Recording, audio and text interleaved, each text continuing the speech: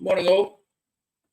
Very sunny from Evesham here. We've got a bit of a special today because we're going over to Scotland and we're also going over to Northern Ireland. We're going to be talking mainly about Locost, mainly about Vodou. We're going to be talking about if you're building a Locost, what bodywork do you go with? Do you go with a Westfield? Do you go with something like Equinox? We're talking mainly Mazda based as well. So welcome to Tom from Scotland. Hi, Tommy. Morning all. Thanks for having us on. Absolutely not a problem. And welcome to Johnny, who's in Northern Ireland. Thank you, John. Hello. Absolutely not a problem. Right. So Vodou. Talk to us about Vodou, Tommy. Because I think looking at your car, yours is a mix, isn't it, of a Vodou chassis, come Haynes Locost. Yeah. So champion. So, why did you go that route, or was it just? There was a bit of television drama, if I'm being honest, John. So I had to kind of. I'd always envisaged building this for you. Well, not for YouTube. It was always for me, but there had to be an angle. There had to be a slant. So everybody of my generation and some before and after will know about the Ron Champion book for how to build that sports car for £250, which I don't think anyone's ever achieved. But let's not go there. I've actually met Ron. I've actually met Ron Champion and did an interview with him at Malvern. Right? Did they ever own up to whether or not that was really 200? he was holding his book, How to Build a Car for 250, and I think he did do it, but that was going back a bit. And he told some great stories. Great stories, yeah. Well, my idea with this was let's adjust it for inflation. So the idea would be for £1,000, but it gave the context. But looking back as well on the age of the book, it was again from another era. So the chances of finding Escort running gear were nil. So we amalgamated that a wee bit into the race car one because that had Sierra independent rear suspension, and I knew that using the MX5 there would be hints of that. But very quickly, I think by episode 2, we were like, look, there's just not enough in this book for measurements that's going to make it real world applicable without me just doing it all in my head and not being able to present it. So the other option was the Vodou plans, which I think most folk are fairly aware are quite commonly available online. You don't have to look too hard to find them. So we took a lot of reference from Ron's book, which is a great resource. If anyone watching this hasn't actually read it, it's a fantastic book if you can get a hold of it, because it does go into a lot of the techniques. So for background, if anyone doesn't know the Vodou, it says literally a book of measurements. It's nothing more than that. It doesn't tell you how to weld them, doesn't tell you how to do anything else. You can forget it with Bodywork. It is just a chassis plan. So, but the Vodou was based specifically for an MX5, though, I believe, as well. That was the other benefit of it, So being of a more modern plan, and given the fact that MX5 seem to be the prolific donors right now, that was the deciding factor to really bring the Vodou measurements into it more than anything else. So we focused quite hard on that. Although there was still, I could go into numerous situations where those measurements didn't quite work. I think we've actually caught a few of them on camera as well. But predominantly the sizing on it is a Vodou car, Yeah. And Johnny, you're building the same thing. You're building the same Vodou chassis, aren't you? And saying you're going the Mazda route again. That's right. Yeah, it was after watching Tommy's Tools and Track video log on his build. You're his number one fan, aren't you? His struggles didn't put me off. His struggles didn't quite put me off. And I thought it would be a good resource to help assist, I suppose. And when I found the plans online, there's a few measurements, just not 100%. Fortunately, I got in touch with a few guys online as well, and I had a comprehensive list of errors within the plans, which weren't actually that many. And I was able to see the faults in front of me, and track them as we went. Once you've got it laid out on your build table, you think that's not going to work. So yeah. Absolutely, And you both built your own chassis. You both welded your own chassis together, yeah? Yep. That's right. Yeah. So Johnny, what stage are you at with your chassis? I've not actually, I'm really bad actually. I've no idea if you've got an Instagram or anything on the go, so I've no idea where you're at. Yeah, no, I had it up to rolling chassis stage, stripped it back, painted it. I'm now in the build up, so I've got the brake lines installed, the fuel lines installed, ready to start I'm going to build it my own fuel tank out of mild steel, which is controversial, and Oh, yes. but that's how the Mazda fuel tank was built. Originally, it was galvanized steel. Oh, I And didn't know that. Didn't know that. I just assumed it was aluminium. no, and my plan is just to cut the flange out of the Mazda and bolt it on. So the fuel pump, the internal fuel pump, the level sensor, all of the good stuff that comes with the Mazda wiring, it should be just plug and play. That's the plan anyway. We'll see. I'll be starting that tomorrow, so we'll see how that goes, and then on to bodywork then. Yeah, Tommy, I'll have to send you the video of his kids pushing it up the drive with him in it. But it was a great video. But you both got it a rolling chassis now, and you're both at the running stage. Both your engines now run. I would say I'm 6 months away, maybe more. I have to refurbish the engine and different things, so probably 9 months away from not having to fake the vroom vroom noises. You can always just sit there and go brum brum brum. Yeah. It's a weekly basis thing for me, just to be motivator when you climb in. And you go, brum, brum, brum. Yeah. I'm a bit further on. I've got today is the drive out. So yesterday we were just doing a few test tweaks and making sure I have things that will catch me out if I'm actually in motion. So we're going to go a wee test around the block this afternoon, and see if the brakes and everything feel right. So yeah, but still a long way to go before it's IVA time for me, unfortunately. And you're both looking to put them through IVA, presumably. Well, yeah. So my plan's a bit back to front. So I've always been building this with a view to doing actual race stuff with it, and I've actually started doing the race stuff in advance with an actual MX5 because I had itchy feet and I had to go and do something. So the car's going to be predominantly based for that. So the problem being in Scotland, and I'm pretty sure Johnny you'll have the same situation in Ireland, is we don't have prolific ex-World War II airfields in our back gardens like the boys down south. So it's a trek anywhere. So I'm either going to have to do trailer stuff forever, or ultimately the car would have to go. So Knockhill's my nearest track, and it's a good 50 miles away. But I also do sort of auto test and hill climbs and sprints. Nothing's still on my doorstep though. Yeah, you mentioned auto testing. You're quite into that as well, are you? Yeah, so part of it, so the channel being called Tools and Track has been 6 or 7 years of tools and pretty much zero track.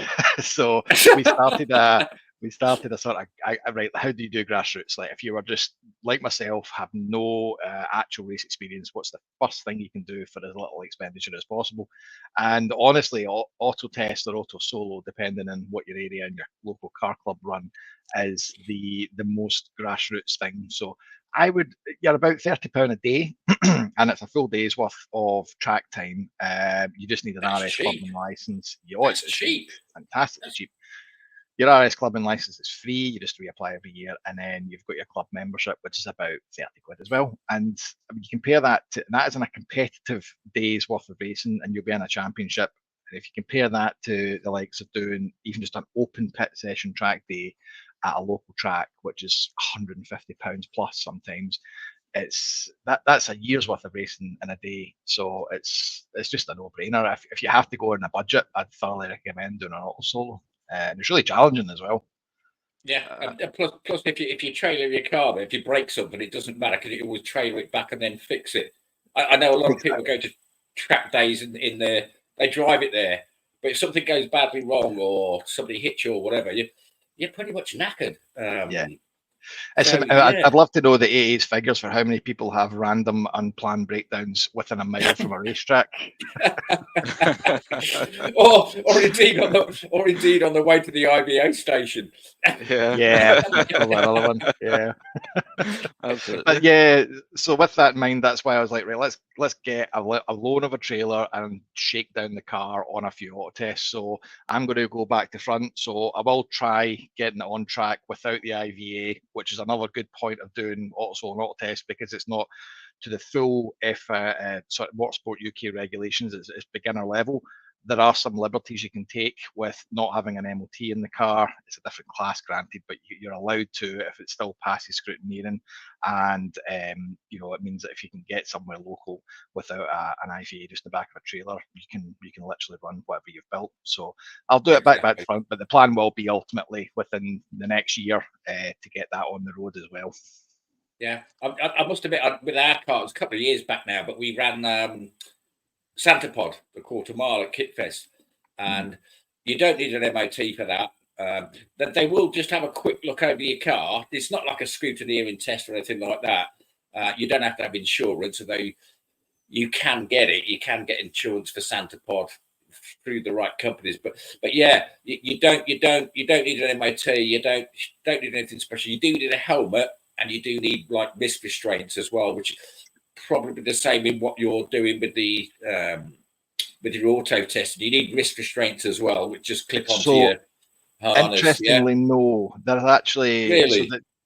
Just to give a quick overview, so your auto testing, you don't need a helmet because it's low speed. You're on a wide course as well. You do not. You basically have to have a bolted down seat, safe, bolted down battery, safe, and it's got to pass a visual scrutineering if the car has an MOT. A few more checks, obviously, if it doesn't, things that you'd assume would be tested as part of an MOT, the scrutineers will have a look at, but it's very, very light. So safety gear wise, you can pretty much, as long as you're dressed, as long as you have clothes on, and it's pretty much the height of it. The next sort of course up, that's something that I'm starting to dabble in now, and I'm very much building the Locost for, will be the hill climbing sprint. That's a bit heavier, so that gets into the realms of you really need an FIA approved helmet. If you're on an Opel top, you will need the wrist restraints. You'll need the fireproof suits. So it does start accumulating expenses once you start moving up the leagues, but it's also a lot more involved. So you start thinking the investment is quite worth it, because the competitive stakes start climbing higher and higher. And it's good, but big boy league stuff for the moment. But as you say, the auto testing part, that's the entry level, and that 30 quid a day, and a full day, and it's entry level. I'm going to ask you both now about Bodywork, because you're both, Johnny, yours is an actual Vodou chassis to book. Tommy, yours is a Vodou chassis, but Haynes come Locost, some whatever. So what have you done about Bodywork? I've got some slides I can bring up as well. Sure. Okay, I'll run first if you've got my slides up. So I'll stipulate this. My external measurements are all Vodou. So I'm a 1,118 wide, and I can't remember the length, but that's the sort of region. So I thought, okay, that's great. We've got a low cost. We need to start moving into this, and keeping in mind that we're trying to do it to $1,000, which is never. I think we'd blown past that budget by that point completely. So still trying to control costs, browsing through the usual online auction houses and such, and I found somebody selling a Westfield kit, and they'd obviously went racing, and they changed all of the bodywork in their Westfield, and I thought, oh, perfect, there we go. Low cost A7 sort of nose cone. I think we had the nose cone, the side skirts, which were integrated into the rear clamshell, and that scuttle panel we had there in the bonnet. And it was very favourable. So I had a van, went down, picked it up, got it home, and none of it fits at all. So I can't remember how many episodes I've filmed on chopping, fiberglass, modifying, butchering, frankly. But that scuttle there has had 4 inches at the left and 4 inches of the right fibered in. Just to get it to fit, yeah? Just to get the width right. So where it's sitting there is just a wee bit forward of where it actually sits. So, I mean, the actual dimensions and the angles and stuff match, but the car is physically narrower when it's a Westfield. Now you'll see there in the clamshell how it goes forward to a point. That's to mask really the fact that I've had to slice off and butcher the side panels, which are an integral part and should run all the way down more or less to the front wheel. So my Bodywork. Okay. Yeah, I see what you've done there. Yeah. Otherwise, annoyingly, a Westfield has a slightly bowed out body. So when I cut the clamshell, I had a massive sort of gap where there should have been a side panel. So I've blended that gap into a point just to make it sort of set a flat panel side 7. So that was my solution to that. Not the neatest. We'll probably revisit it, but crucially, you can see actually in that picture just behind the driver's seat headrest, there's just a lighter bit. That's the foot's worth of extra glass fibre we've had to go into the back just to stretch out. I've not seen this episode yet on Tools and Track. I'm going to have to catch up on that. Is it live yet? I just missed it. No, so we're on episode 82 at the moment. Oh, okay. So I'll warn you. Wow. 82. So I think we were doing the Bodywork in the 50s to 60s, I think. But I'll be honest, I'm very scattergun with it. I'll take a notion to do something. We'll do an episode on it, and then it kind of comes and goes for there. But no, that's the bonnet's all really that remains to do.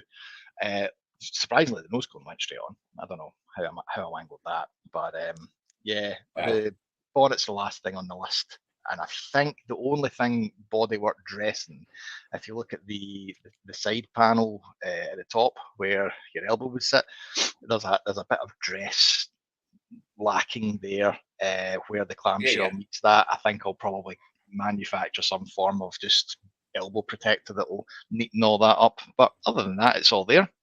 Yeah, it's looking good. Looking good. Yeah, it's obviously rolling now. You got it out. It's out in the fresh air there. Yeah, some spoilers there. I've had some head scratching from folk that watch the channel. I'm on a 2 or 3 episode backlog. Really, it's very hard to do this sort of thing.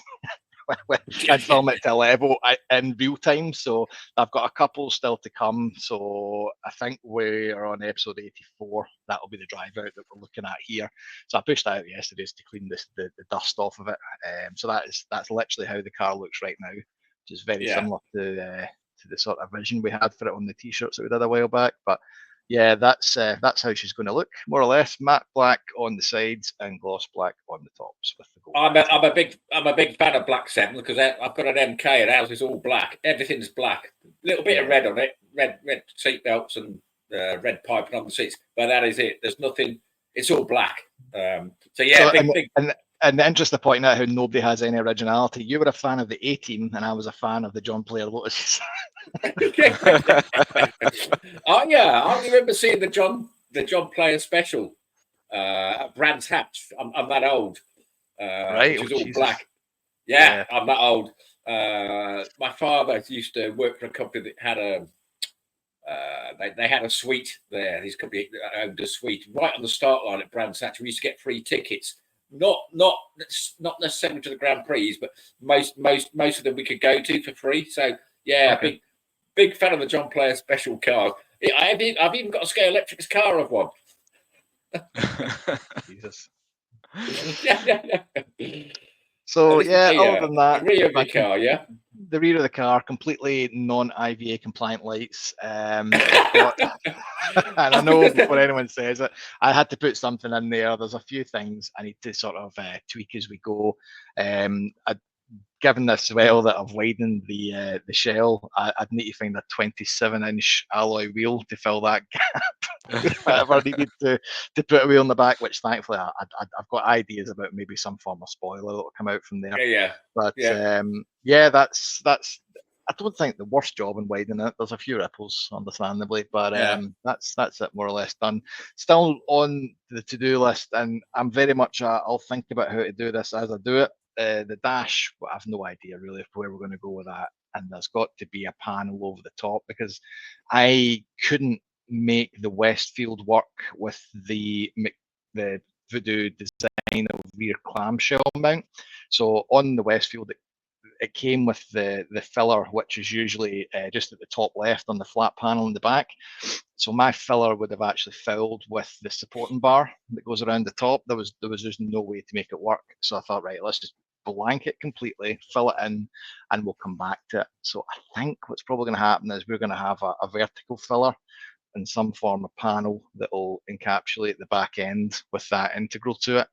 But Okay. and obviously I think we need a diffuser because there's a lot of gap just between the back and the bottom. But that's definitely far down the line. The roll cage, by the way, for anyone questioning, is gold. I think we covered that and then quickly wrapped it because I knew of all the things that were going to get chipped and dented while I was manufacturing the rest of the stuff. That roll cage would have been the worst.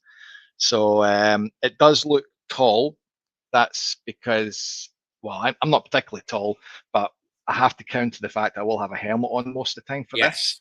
So yeah, a lot of people miss that. And when my boys are taller than me, I'm 6 foot. My youngest is 6'3", 6'4", and I always make sure that when they sit in the car, our seats are bolted directly to the floor. We have got them on runners. I always make sure the heads are just below, with a helmet on, just below the roll bar. Very important.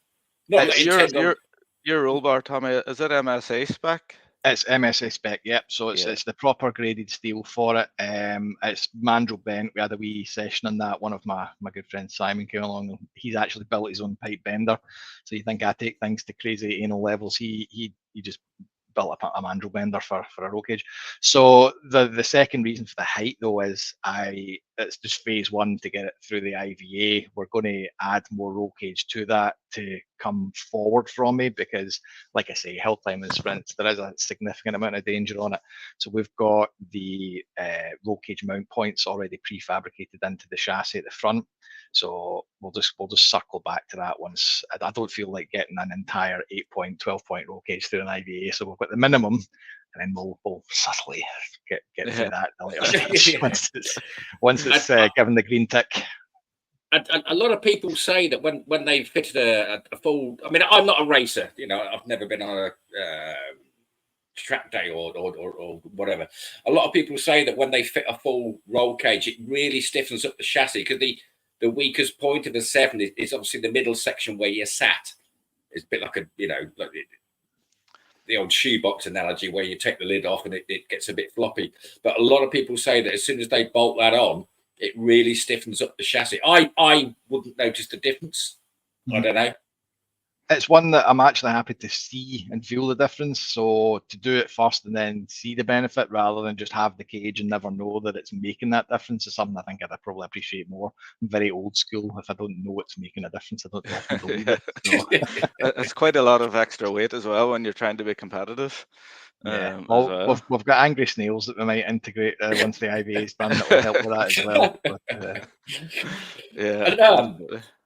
And both of you talk us about your wiring. Are you going to go with the MX5 clocks and you're using the MX5 wiring loom? I'm using the MX5 wiring loom, but I'm not using the MX5 ECU. I'm going to make a DIY Speedwino ECU. So I'm using an unproven engine, unproven electronics, and a DIY ECU. So I've lots of fun coming up in the next months. Because Tommy, I saw your wiring episode, and it started off where you were walking through a wood or something, and you were thinking and blah blah blah, and then you started talking about the ECU, and you're walking through. Oh my God, this don't work. This isn't going to work. You're running a different ECU as well, aren't you? I think. I'm doing both because I had to kind of work with the tools I had available at the time, and again, conscious of budget. So the plan had always been, bearing in mind that IVA, you get pretty good points for retaining the factory immobilizer. So you get your 2 points of vehicle security with that.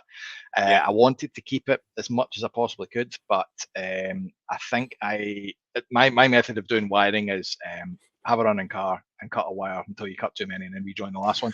Very, very basic. So this is what I saw. This is what I saw in your video. You just kept chopping away at the loom, and when the car stopped, you kind of like went back and thought, "Oh, hang on, I think I shouldn't have cut that one." It's very, very caveman, but it works very well because you'll know straight away when you went too far. So what I was left with was maybe about 15 wires, but it still had all the routing for an MX5 fuse box and excess loom because it had to reach something that was no longer there. So we summarized that, and somewhere between summarizing it and deleting the old MX5 fuse box for putting the new one in, I completely lost any form of immobilizer disabling. And I'll be honest, it kind of scuppered me for about 3 months worth of me just going back to this, not getting it, losing motivation and going back to it, before eventually I've a person that does the channel with me, Daniel, who is I'm a mechanical engineer and he's an electrical engineer, and you very quickly see the difference in the way the mindsets work, because he just went and looked at it, and I think within about 5 minutes he went, "Why is this wire not connected?" And I was like, I don't know. Yeah, exactly. It's things like that. People just point out the obvious to you, and you think, "Oh my God, why didn't I spot that?" But I was going to come back. Well, both of your backgrounds as well, because Tommy, well, both of you both got decent. You're not building these in a single garage, are you? You've both got engineering backgrounds. Yeah. So for me, I've got this whole channel, tools and track nonsense. I've always tinkered. I've done it since I was able to drive, and I'm a mechanical engineer by trade. And I actually remember sitting working CNC machines, reading that Ron Champion book, going, "Oh, I'm an engineer now. I'm going to have a go at this," and never really getting around to it. But during lockdown, I had a TVR at the time, and I had a small unit about 30 miles away from where I lived, and I think they put me in furlough at the time the role I was doing, and I think I managed a week before I went, right, I don't see how I'm not being socially distant by getting into my own car, driving myself the 30 miles to my unit where there's nobody else, and working in my car. I did kind of go, right, we'll do it every other day, so I'm not just being a person on the road every day. But we did the body off restoration in a TVR, and I don't know if you don't know TVRs, it's a very involved process. You basically split the car in half. I've seen it. Yeah, I've seen it. Yeah, quite. But it got me through furlough, and then once that all kind of died down, I basically got the bug again for really big projects, and I was like, right, let's finally get into this and do the thing. So it just started snowballing. I think that was kind of the thing that was missing from my channel as well, because we were just doing daft videos here and there. But once big project stuff happened, I was like, that's what people want to watch. So let's get a proper place, proper unit with a proper, bits and bobs, and then it sort of went from there. But my worry is, I'm about to drive this car, and I would reckon by next year that project will be finished. And I'm like, what do I do now? I've opened Pandora's box. What's next? And I'm still kind of struggling with that. I'm not sure what it'll be next, but I think it will be something. I just don't know where to go. What about you, Johnny? Because you've got a decent shop as well, haven't you? Well, I call it my garage, yeah. But it's a good place to work in. It's a bit larger than a double garage, quite a bit larger, and it's storage for the house, but it's also my work area to tinker in. But very, very much a place to get away from things and clear your head. Exactly. I'm just looking down my list. I think I've covered up most things. I've got a really bizarre question now. I'm going to change the subject completely, but I'm coming back to wiring, because wiring is not my skill one little bit. But Tommy, you were talking about your battery isolator switch. It was in one of your series on Tommy's Tools and Track. And it suddenly dawned on me, because if you just put a battery isolator switch, which is what you were looking at and tried and explaining, if you just put it across the positive and negative, the engine will still run, even when you turned it off. Yeah, it's quite important. This is quite important to me. It suddenly dawned on me. Mine's the same. So it depends on the engine. I did caveat that, but I'm always wary of spending 40 minutes in front of a whiteboard and no time actually building my car and my stuff.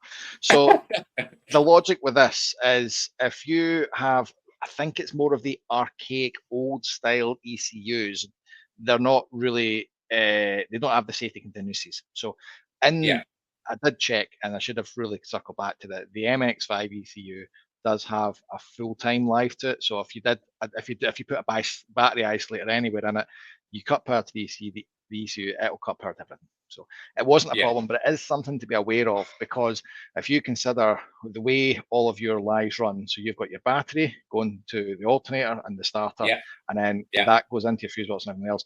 If you isolate between the battery and everything else, there is a chance that the alternator can still run a charge to your ECU and everything else. You isolate the battery, won't cut the engine, because the alternator still puts 12 volts to everything. So if you actually have to do, and a lot of motorsport bodies will just look for the way that's wired before they give you what they call I think the blue book stamp, if it's not to get your accreditation to take the car properly on track and be competitive.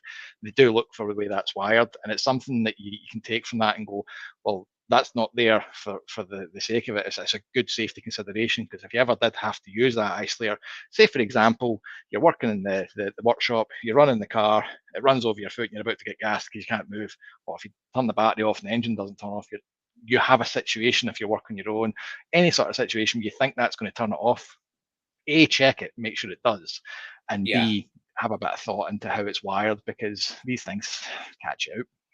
Exactly. As I say, watching your channel, I've come across a lot of tips, and that was just one that stuck out to me. I've gone and checked ours.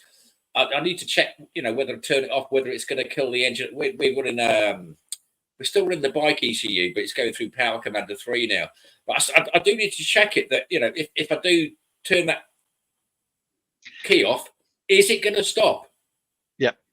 Always worth a check. Always worth a check.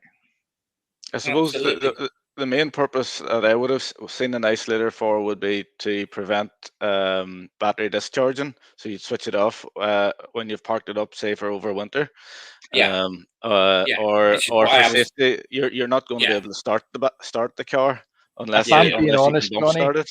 That's my main reason at this stage for putting it in, is exactly that. It shouldn't discharge, because there's a lot. I don't have any of my headlights wired at this moment in time, so it's just the engine. It shouldn't do, and it is one of my main reasons, and one of the main reasons that will be used for. But it is a Motorsport isolator that does have the cable pull, and probably will be wired so that a marshal could pull it should I have an accident. So it's worth worth doing the math check. But like you say, 9 times out of 10, I'm going to be using that to isolate the battery, so I don't need to jump leads out in 6 months' time. Yeah, absolutely. So, in terms of kit cars, would you do it again? This is Johnny, you can go first. I'll let you go first, Johnny. Knowing what you know now. Well, I've really enjoyed the process, but it's always been a mission to get this thing on the road. And once it's on the road, I'll have done it. I won't have the motivation to do another one. Certainly not a kit car, maybe a vehicle restoration or a motorcycle restoration, something a little bit easier. That's by far the largest project I've ever undertaken. I did go in with my eyes open, and as I said to you last week, John, I haven't set a deadline. I've just set a set number of hours to work on it each week. That's the most important thing. Don't give yourself a deadline, otherwise you think, I've got to do this. Don't do it. And I noticed you told me you have like a whiteboard, and you just like ticking things off as you go through. So never put yourself under a deadline. Yeah, sucks all the joy out the build as well, because you miss them. There's nothing you can do. You'll miss a deadline, and it demotivates you when you see the time it's taken. And I keep using the filming as an excuse, but it saps a lot more time when you're actually having to document it as you go. So deadlines are a tough thing. With regards to whether I would do it again, Johnny, completely respect where you're coming from with that. You'll have achieved it, you'll drive it, you'll have something to show for it. Why go through the pain again if you have the end result? For me, I always walked into this with, if I complete it, I've proven I can do the next thing. So I feel like I cheated a bit, because I did a plan. I've used the Vodou. We've stolen body panels, but I'll very soon have an end result with it. And given that I'm now feeding the content machine, the big question I'd mentioned at the start that I was struggling with was what to do next. And my inclination is to go to an off book. So I was toying with a fully from my head planned exoskeleton mid-engine just track focus thing that has no plans. It's just here's the math of why this needs to be like this. Let's now build a car and go that way. But that's not to say if I don't have a look and see a kit that looks good, I'm thinking, well, that would be a lot quicker. So, right, we've been on for nearly an hour now. Just looking at 51 minutes. Oh, time flies. So, shall we call it a wrap? Stay online, as I say. Sure. Love you and leave you. But in the meantime, be seeing you. Okay, thank you. Thanks, guys. Thank you. See you again. Yep, see you again soon. Cheers, guys. Cheers.